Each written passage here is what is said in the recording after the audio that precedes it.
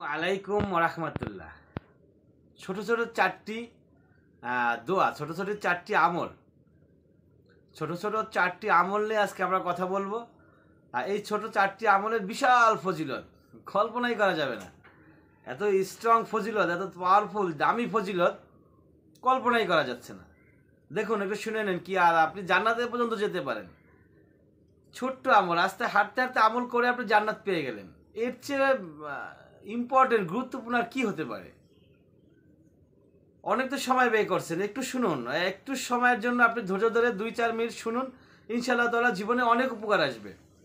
আসুন দেখে নেই কি সেটা। নবী করিম নাম্বার 1, নবী করিম সাল্লাল্লাহু আলাইহি সাল্লাম বলেন, যে ব্যক্তি আন্তরিকভাবে মুয়াজ্জিনের আজানের উত্তর দিবে বা আজানের জবাব দিবে, সে জান্নাতে যাবে। সে কোথায় যাবে? সে জান্নাতে যাবে। সহিহ নাসাই হাদিস নাম্বার 846। অর্থাৎ আজানের জবাব কোনটা? আজানের জবাবে আমাদের সমাজে কিছুটা ভুল আছে।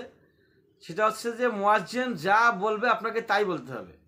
শুধু হাইয়া আলাস সালাহ, হাইয়া আলাল ফালাহ, তখন বলতে হবে লা হাওলা ওয়ালা কুওয়াতা ইল্লা বিল্লাহ, লা হাওলা ওয়ালা কুওয়াতা ইল্লা বিল্লাহ। মুয়াজ্জিন যখন বলবে হাইয়া আলাস সালাহ এবং হাইয়া আলাল ফালাহ, ওই সময় বলতে হবে লা হাওলা ওয়ালা কুওয়াতা ইল্লা বিল্লাহ।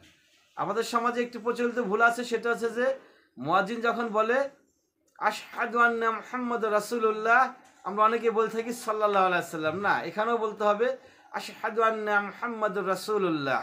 মুয়াজ্জিন যেটা বলছে সেটাই। এবং ভোর রাতে মুয়াজ্জিন সাহেব বলে থাকে একটা আলাদাভাবে, সেটা কি? আসসালাতু খায়রুম মিনান নাওম। মুয়াজ্জিন সাহেব বলে থাকেন আসসালাতু খায়রুম মিনান নাওম।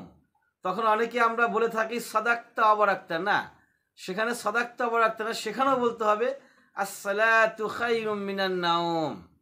তাহলে এইভাবে যদি আমরা আন্তরিকভাবে আজানের জবাব দিতে পারি, তাহলে আমরা জান্নাত পেতে পারি।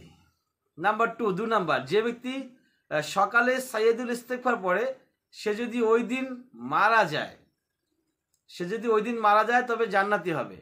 আর যদি রাতে সাইয়্যিদুল ইস্তেগফার পড়ে আর সে ওই রাতে মারা যায়, তাহলে সে জান্নাতি হবে। অর্থাৎ রাতে পড়ে মারা গেলে রাতে জান্নাত, দিনে পড়ে মারা গেলেও জান্নাত। অর্থাৎ তার মানে আপনাকে সকালে একবার পড়তে হবে, সন্ধ্যায় একবার পড়তে হবে। আমরা চেষ্টা করব ফজরের নামাজের পরে অবশ্যই সাইয়্যিদুল ইস্তেগফার পাঠ করার জন্য, এবং মাগরিবের নামাজের পরে সাইয়্যিদুল ইস্তেগফার পাঠ করার জন্য। তাহলে আমাদের জন্য জান্নাত সহজ হয়ে যাবে।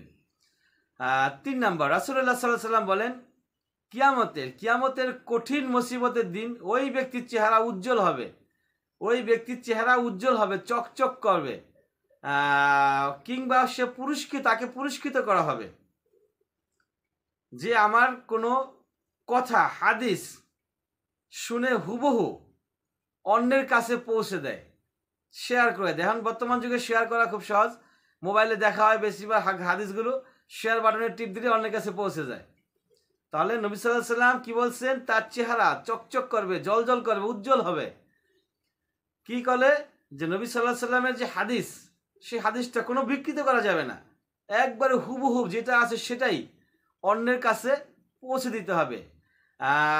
দলিল হচ্ছে তিরমিজি শরীফ হাদিস নাম্বার 2658। এবং নাম্বার 4 নাম্বার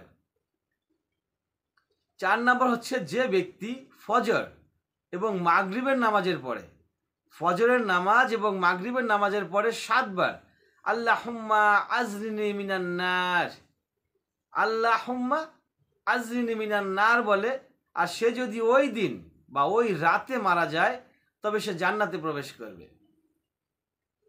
সুবহানাল্লাহি ওয়া বিহামদিহি। দলিল আবু দাউদ, তিরমিজি, ইবনে মাজাহ হাদিস নাম্বার 5079, 3520, 3850।